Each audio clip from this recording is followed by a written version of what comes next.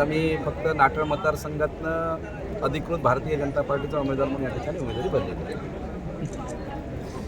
आपल्या पत्नी संजना सावंत या सुद्धा इथं अपक्ष उमेदवारी दाखल करणार आहे अशी माहिती मिळते. चुकीची माहिती आहे. मी आतापर्यंत त्यांनी माझ्यासाठी डबी फॉर्म भरले. नितेश राणेंना रामराम आणि गोट्या सावंतांना सलाम ही सेकंड लाईन जी होती, गोट्या सावंतांना सलाम, ही खरं म्हणजे अनेकांना बुचकाळ टाकणारी होती. काय होणार त्याबद्दल?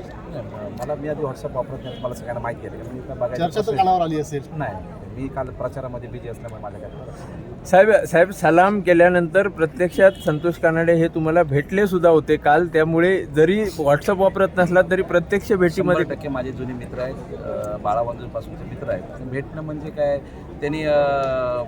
मी पण एक भारतीय जनता पार्टीचा जबाबदार पदाधिकारी आहे. किती वर्ष काम करतोय राजकोट.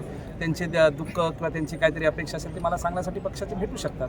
आज त्यांनी देखील उमेदवारी अर्ज अपक्ष दाखल करायसाठी इथे दाखल झालेत असं एक माहिती मला कल्पना. त्यांनी उमेदवारी अर्ज दाखल केलेला आहे. उमेदवारी अर्ज दाखल केल्यानंतर त्यांचा उमेदवारी अर्ज माघारी घेण्यासाठी राणे कुटुंबियांसाठी आपण त्यांची मनधरणी करणार आहात. मी पक्षासाठी काम करणारा, गेले 36 वर्ष काम करणारा कार्यकर्ता आहे. त्या कारणाने पक्षाचं जिथे हित असेल तिथे मी 100% काम करेन. कोणासाठी हातपाय पडायचे पण आतापर्यंत बघितलेलं. साहेब, पक्षहित हे महत्त्वाचं आहे तुमच्यासाठी.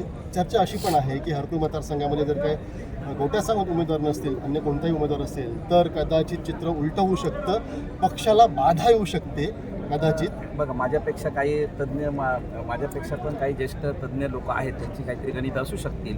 मी एक छोटा कार्यकर्ता आहे, माझी गणितं काहीतरी चुकीची असू शकतील, तर ते अभ्यास करतील. कारण अजून 10 ते 11 दिवस आहेत, त्यांना शक्य होऊ शकेल.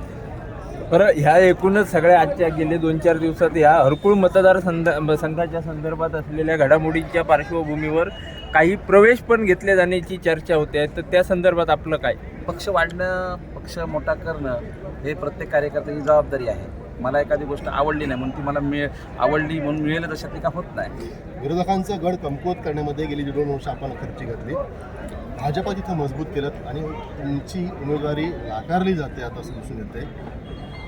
नाराज नाही आहेत? 100% नाराज नाही, कारण का मी पक्षाचं काम करणारा कार्यकर्ता आहे आणि आपली चुकीची माहिती आहे 1.5-2 वर्षात आणि 5.5 वर्षात समोरचे जे कोण विरोधक आहेत त्यांना नेस्तानाबूत केलेलं आहे आणि मी कालच्या विधानसभेला माझा रिझल्ट टाकून दिलेला आहे.